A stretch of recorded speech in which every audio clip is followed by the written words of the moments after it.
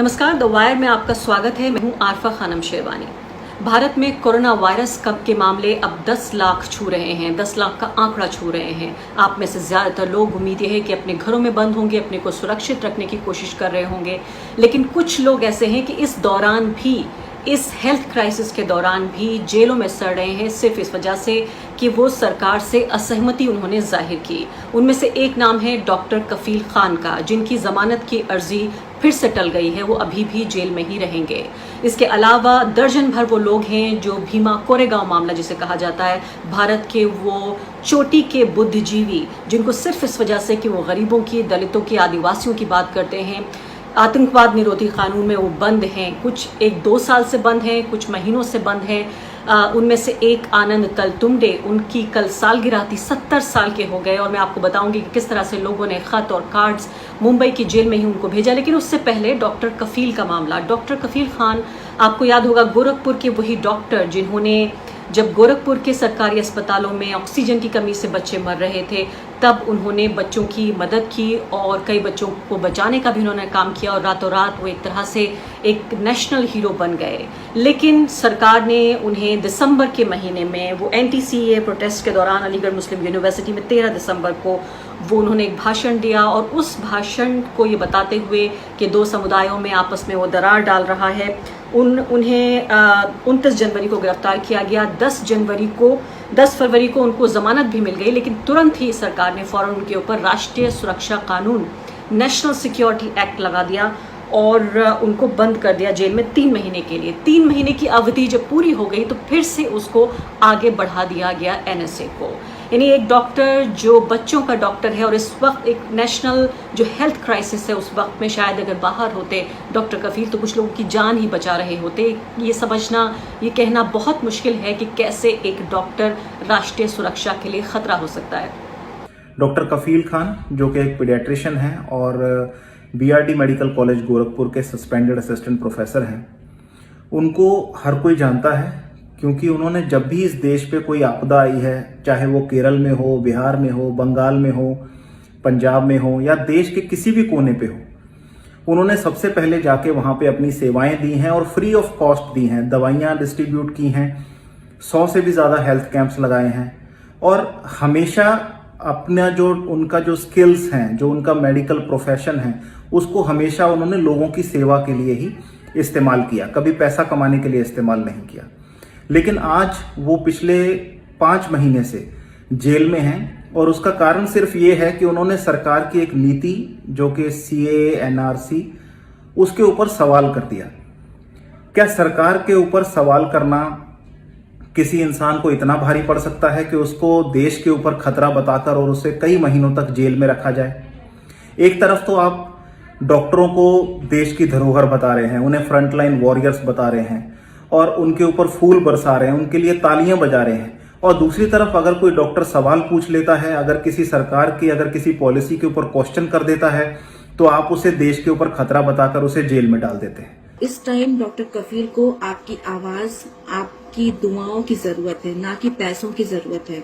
हमें पता है कि आप ये सब डॉक्टर कफील की सिंपैथी में कर रहे हैं, लेकिन हम उसकी जगह पे आप उन्हें दुआ दीजिए, उनको दिल से दुआ दीजिए, उनकी रिहाई के लिए मांग करिए और जितना सोशल मीडिया में हो सकता है उतना उनके लिए आवाज उठाइए, क्योंकि आप ही लोग हमारी स्ट्रेंथ हैं, आप ही लोग हमारी ताकत हैं। आप लोग ही आवाज उठाएंगे तो शायद डॉक्टर कफील खान को, उनको रिहाई मिल जाए, क्योंकि सोशल मीडिया पे आप जितनी आवाजें उठाएंगे बट हमारे लिए वो स्ट्रेंथ बढ़ती जाएगी। इसलिए हम आप लोगों से उम्मीद करते हैं कि प्लीज आप लोग डॉक्टर कफील के नाम पे क्राउड फंडिंग बिल्कुल मत कीजिए। हमें इस टाइम पैसे की नहीं, हमें दुआओं की जरूरत है। हमें उन माओं की दुआओं की जरूरत है जिनके बच्चों का ट्रीटमेंट डॉक्टर कफील ने किया था। हमें उन सभी लोगों की जरूरत है, उनकी आवाज की जरूरत है जिस सबके डॉक्टर कफील खान खड़े थे। दूसरे आनंद तलतुंबडे, जिनका मैं जिक्र करी थी कि उनकी कल सालगिरह थी और 70 साल के हो गए आनंद जी। उनकी मैं पढ़ रही थी कि आखिर क्यों ऐसी बात है कि सरकार को इतनी क्या परेशानी है उनसे। एक व्यक्ति जो कि कमज़ोर समुदायों की बात करता है, उनके अधिकारों की बात करता है, दलितों की, आदिवासियों की, गरीबों की, किसानों की, मजदूरों की। लेकिन सबसे बड़ी समस्या ये है कि आनंद तलतुंबडे जैसे लोग वो लोग हैं जो सरकार की जो बहुसंख्यकवादी जो राजनीति रही है उसके धुर विरोधी रहे हैं।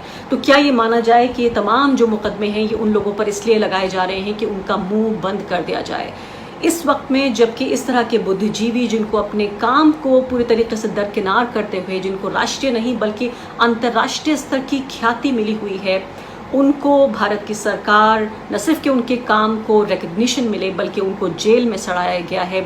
मैं आनंद तलतुंडे जी का किताब तो उनकी पूरी नहीं, लेकिन मैं ये किताब ज़रूर पढ़ रही थी। लॉकडाउन का एक तरह से एक फ़ायदा है कि आप पढ़ने लिखने को ज़्यादा मिल पाता है।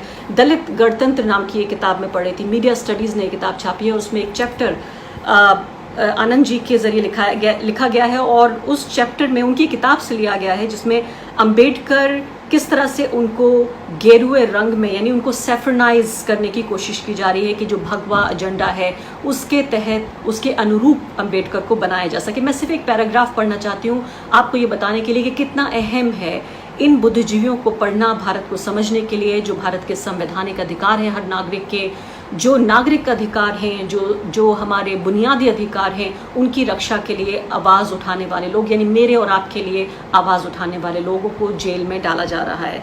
उनका कहना है कि संघ परिवार इसी कोशिश में लगा हुआ है कि डॉक्टर अंबेडकर को गेरुए रंग में पेश किया जा सके।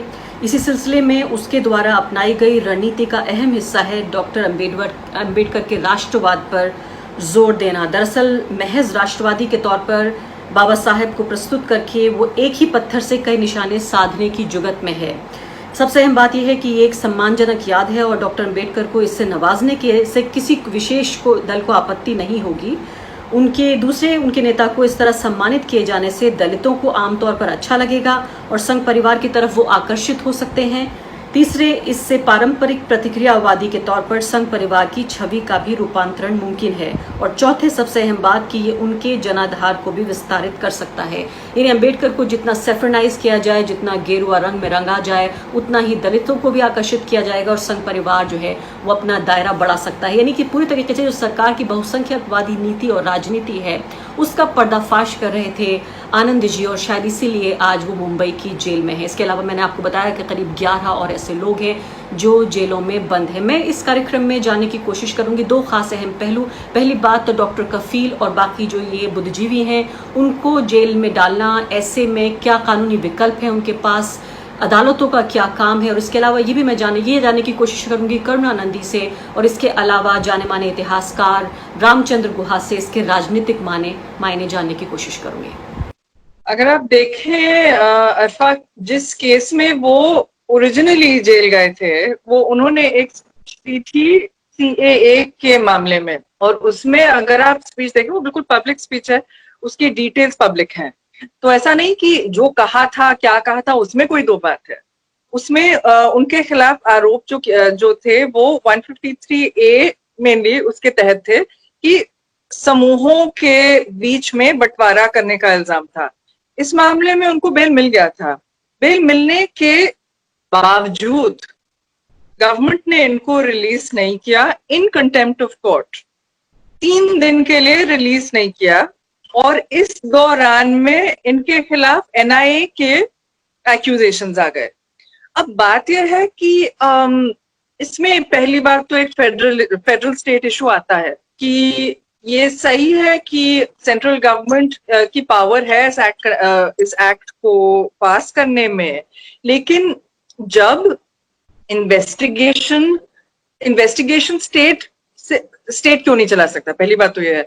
लेकिन I think the much more important point here, बहुत महत्वपूर्ण बात ये है कि हर मामले में, स्पीच के मामले में, कोविड लॉकडाउन के कवर में स्टेट क्या कर रही है, गवर्नमेंट्स क्या कर रही हैं, कि जिन लोगों ने कोई भी पॉलिटिकल बात कही है, चाहे क्रिटिसाइज किया कोई गवर्नमेंट पॉलिसी, मतलब जो हमारी गणतंत्र में रोजमर्रा की बात होनी चाहिए, जो हमारा गणतंत्र बनाता है, जो सरकारें बनाता है, इन द सेंस दैट जो बोला जाए उसको सुनकर सरकार रिएक्ट करेगी, तभी तो इसको डेमोक्रेसी कहा जाएगा, राइट? तो ये बताइए कि मैं ये जानना चाहती हूँ इन चीजों में नेशनल सिक्योरिटी के, अगर मैं जल्दी अपना पॉइंट खत्म कर सकती हूँ, इन बातों में नेशनल सिक्योरिटी लेजिस्लेशन लाए जा रहे हैं, जैसे द यूएपीए, ताकि इन केसेस में कई बार बर्डन ऑफ प्रूफ रिवर्स हो जाता है, getting bell is almost impossible just by invoking the name. तो इन मामलों में आई फील दैट बहुत ही जरूरी है कि जजेस कंटेंट को बहुत क्लोजली देखें और लॉ को बहुत ही स्ट्रिक्टली कंस्ट्रू करें, क्योंकि ये जो कभी कभी डिफरेंस जो दिया जाता है गवर्नमेंट को कि पता नहीं है, अब नेशनल सिक्योरिटी अगर गवर्नमेंट ने कह दिया तो हो सकता है इसमें कुछ है, ये बात जो पहले की बात कभी अगर थी वो आज बिल्कुल नहीं रही है। जी करना, ये भी मामला है डॉक्टर कफील का। और इसके अलावा वो लोग जो कि दलितों की, ट्राइबल्स की, गरीबों के अधिकारों की बात करते रहे, 11 कम से कम देश के ऐसे बड़े बुद्धिजीवी जिनकी पूरी दुनिया में साख है, आज वो जेल में सड़ रहे हैं। उनमें ज्यादातर वो लोग हैं जो बुजुर्ग लोग हैं, जो 50 साल से 80 साल की उम्र के लोग हैं। तो क्या ये मान लिया जाए कि अदालतें खामोश हैं जबकि सरकार अपने सारे विरोधियों का मुंह बंद कर रही है कानून के सहारे? ये बोलना मुश्किल होगा। आई थिंक सब अदालतों को एक ब्रश से, मतलब एक ही तरह से दिखाना गलत होगा। लेकिन ये बात है कि कई बार, और बस हमारे देश में ही नहीं, कई देशों में जब नेशनल सिक्योरिटी की बात होती है तब अदालतें चुप हो जाती हैं, और ये हमें लगता है ये नहीं होना चाहिए, क्योंकि हमारे पास कानून है, और जो कानून है वो कई मुद्दों पर सही नहीं है, जैसे reversal of burden of proof की जो मैंने बात कही, लेकिन कानून तो है, और जो कानून है उसको बहुत स्ट्रिक्टली कंस्ट्रू करना बहुत जरूरी है। क्योंकि अगर कफील खान के केस में आप देखें, अगर 3 दिन के लिए इन्होंने बेल नहीं दिया, बेल मिलने के बाद उनको रिलीज नहीं किया, इस दौरान इनको एनआईए एक्ट के तहत इम्प्लीकेट कर दिया गया, और जो मटेरियल है वो अगर कोर्ट के सामने है तो उस बेसिस पे डिसीजन दे दिया जाना बहुत जरूरी है। डॉक्टर रामचंद्र दुबा, ये बताइए कि डॉक्टर कफील खान, इसके अलावा आनंद तंतुमडे, वारावारा राव, सुधा भारद्वाज, इनमें से कम 2 की तो हालत बड़ी खराब अभी आई है। अभी डॉक्टर कफील ने जो है बताया कि उन्हें कैसे मथुरा की जेल में किन यातनाओं का सामना करना पड़ रहा है। उन्होंने एक इमोशनल खत पे लिखा। इसके अलावा वारावारा राव को बहुत ज्यादा दबाव जब आम जनता का रहा सोशल मीडिया पे, तब जाके उन्हें अस्पताल में एडमिट किया गया। क्या भविष्य आप देखते हैं कि ये सरकार जो है, जिस तरह से जो भी असहमति की आवाजें हैं उनको दबाने की जो कोशिश है, इसको आप किस तरह से देखते हैं? और खासकर इतने ड्रैकोनियन जो कानून हैं उनमें उनको जेल में भेज देना। तो जो आपने नाम लिए, एक और नाम जोड़ूंगा, अखिल गोगोई, जो हमारे सामाजिक कार्यकर्ता में आसाम में, जिनको भी जेल में वैसे इन्हीं कानूनों में डाला गया है, और जो भी कोविड, वो भी बहुत बीमार हैं। ये जो कानून, यूएपीए जैसा कानून औपनिवेशिक काल में भी नहीं था। It is worse than any colonial law. और मैं मानता हूं कि सुप्रीम कोर्ट की गलती है कि इसको उन्होंने नलीफाई नहीं किया। ये देखिए, अगर कोई इस कानून कोई भी डेमोक्रेसी में फ्रीडम ऑफ स्पीच होना चाहिए, और ये चाहे कफील खान हो, चाहे आनंद तंतुमडे हो, चाहे अखिल गोगोई हो, चाहे सुधा भारद्वाज हो, उन्होंने ना हिंसा का इस्तेमाल किया है, ना उनकी भाषा हिंसक है। उन्होंने यही कहा है कि हमारे जो कॉन्स्टिट्यूशनल राइट्स हैं, ये हमारे मजदूरों, हमारे किसानों, हमारे आदिवासी को नहीं मिल रहा है, बस इतना। और ये जो आज सरकार है, जैसे आपने ठीक कहा, इट ब्रुक्स नो डिसेंट। कोई भी उनसे असहमति करे, उनको जेल में जा सकता है। तो ये भी मैं मानता हूं कि this is a very very dark aspect of our democracy, कि हमारे जो कानून हैं, ब्रिटिश राज में भी ऐसे कानून नहीं थे जो मोदी शाह राज में आ रहे हैं। लेकिन डॉक्टर कफील जैसे लोगों पर राष्ट्रीय सुरक्षा के लिए खतरा है। डॉक्टर कफील वो व्यक्ति जो अगर जेल से बाहर होता तो कोविड मरीजों का इलाज ही कर रहा होता।